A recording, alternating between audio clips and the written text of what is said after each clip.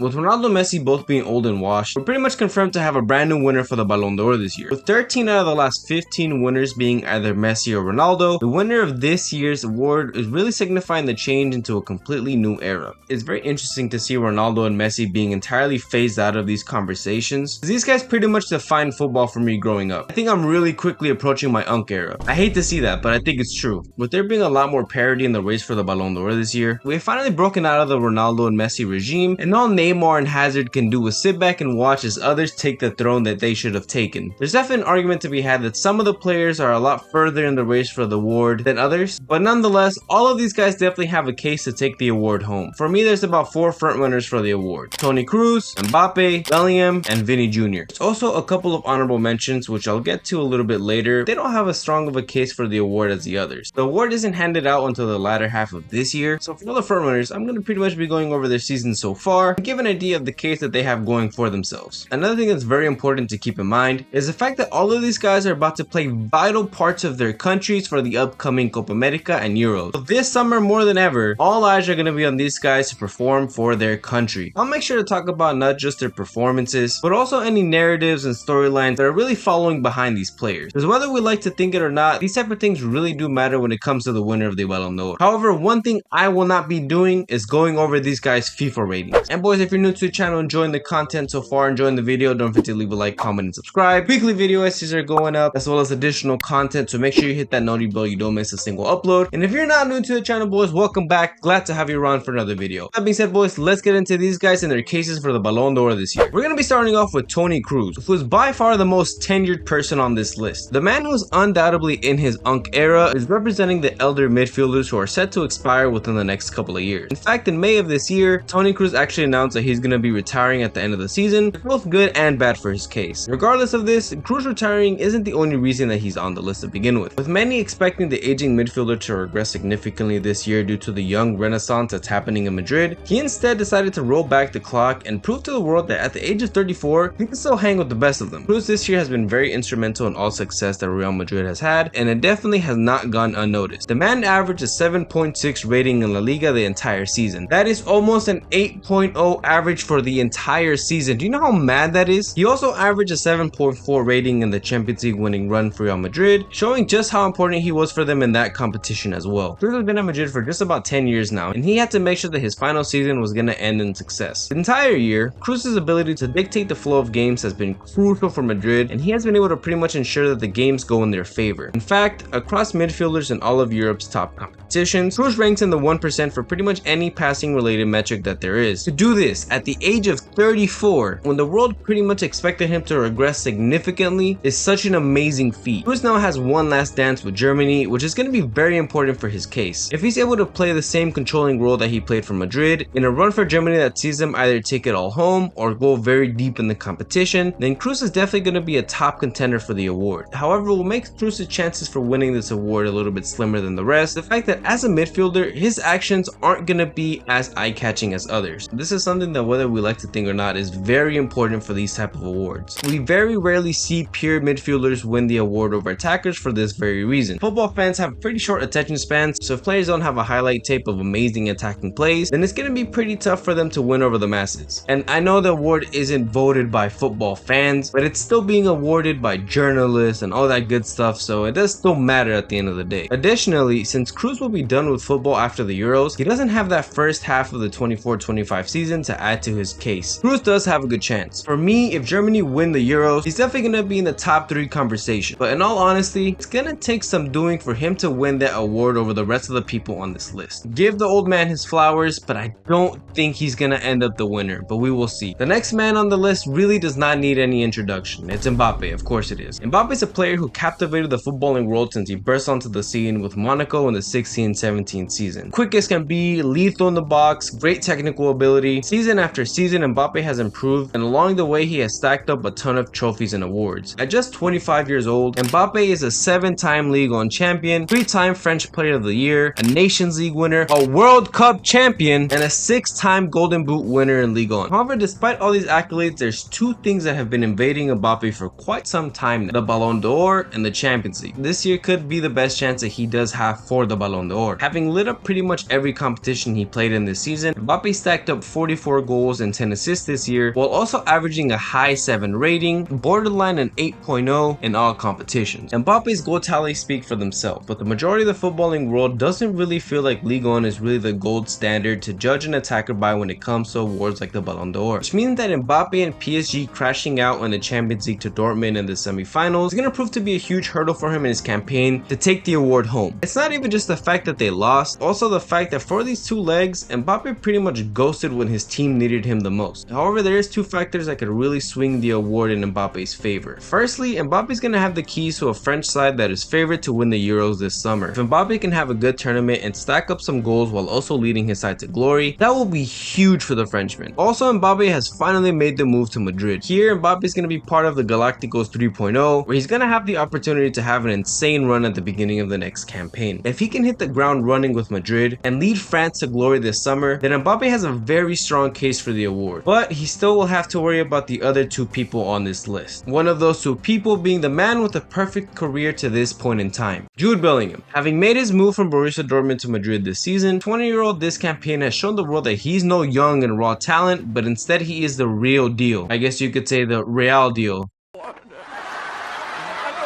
With many having the idea set that Jude was a player that was meant to play the role of an 8, Ancelotti deployed Jude as a 10 just behind Vini and Rodrigo, and the kid played out of this world. Jude would rack up 23 goals and 13 assists across all competitions, but it's not even just a numbers thing with Jude. Yes, he had high average ratings, and yes, he ranks highly among midfielders in Europe across passing and attacking metrics, but the guy just took over games. He displayed such a high level of poise, technical ability, passing, shooting. He has it all. He even has a signature celebration already. Jude pretty much entirely won 2 El Clásicos for Madrid and also multiple games across the season and even in the Champions League. Jude did also end the season as his Champions League and La Liga winner, 2 vital pieces of silverware that are going to be an aid to his argument tremendously. There's only one more thing that Jude really could do to cement himself as potentially the front runner for the award: take England to international glory. Jude was a part of the World Cup squad that lost to France in the quarterfinals, so this is his chance to amend that loss. England definitely feel like they're cursed in international competition, as they always seem to come up just short. Similar to Mbappe, if Jude were to have a great individual tournament this summer and also lead his nation to glory, then there's a strong argument for Jude to either be the winner or potentially a very strong second place. There's only one man that would really stand in the way between Jude and the Ballon d'Or, and I'm pretty sure we all know who that is. But before we get to him, I do want to talk about 2 quick honorable mentions. First, there's Harry Kane. Kane is undoubtedly a phenomenal player, and there's an argument to say that he's currently the best striker in the world. As a pure number 9, of course. Numbers speak for themselves as he has been doing it for quite some time now. However, what instantly removes Kane from the conversation is his lack of success with Bayern Munich this season. Many thought that Kane would finally win his first major trophy. The guy is 30, by the way. He doesn't have any major trophies. He's 30, almost as old as Cruz, just throwing that out there, because of the fact that he moved to Bayern Munich, who are serial winners in Germany, but instead they pretty much bottled every competition that they were in. For me, regardless of what happens at the Euros, the season went way too poorly for Kane to have even a sniff at the award. Secondly, there's Rodri. Rodri is undoubtedly the best center defensive midfielder in the world, but does anyone really think a center defensive midfielder is gonna win this award this year over Mbappe, Jude, Cruz? I don't see that happening. He is a Premier League champion and he could potentially sneak Spain to European glory, but I don't really see that being enough for Rodri to take the award over the people that we've already discussed. If Busquets never won the award, then I'm sorry, Rodri. You're just gonna have to settle with being a Premier League champion and the best center defensive midfielder in the world. But hey, at least you're still unbeaten, right? Finally, we have the man that is probably gonna be taking this award home when everything is said and done: Vinicius Jr. Vini Jr. has come a long way from the days of being accused of playing against Real Madrid. Despite the lack of patience that Atletico Madrid fans had for Vini, he kept on grinding, he kept on improving, and this year we have seen the best version of Vini Jr. so far. Electrifying pace, trademark Brazilian flair, phenomenal tactical knowledge that sets him up to play off his teammates very effectively. Vini has run the gauntlet this year and he has had even the best defenders in shambles. Of course, like Jude and Cruz, who are his teammates, Vini at this point in the Ballon d'Or race has a La Liga and Champions League title to boast. He also scored in the final, which on paper is also a great accolade to have. For Vini, what will probably secure him the Ballon d'Or this year is a Copa America winning run with Brazil. Brazil are in a semi-transition transitional period, which has resulted in Vini Jr. essentially being given the keys to this historically successful nation. With no Neymar in the squad, all eyes are going to be on the Champions League winner to push this side to glory. Having fallen short in the last competition by losing in the final of the Copa America and having departed from the World Cup in pretty disappointing fashion, Brazil need a major victory now more than ever. If Vini Jr. can light up the tournament and Brazil leave as Copa America champions, then they can pretty much wrap up the award and send it to Vini then and there. Regardless of what the other people do on this list, if Vini does win the Copa America, he's probably going to be the Ballon D'or winner. That would be pretty much the best outcome for Vini that would realistically just settle the race. But of course, everything is up in the air. We have no idea what's going to happen. Slovenia could win the Euros. Mexico could win Copa America. We really do not know. For all we know, this Madrid side could also fall apart at the beginning of the season. Even question marks around Jude, Mbappe, Vini, so on and so on. We really don't know. You guys can let me know what you think in the comments down below. I do think Vini's going to win it, especially if he wins Copa America. I'm just excited to see some good football this summer and to see Mexico win the Copa America.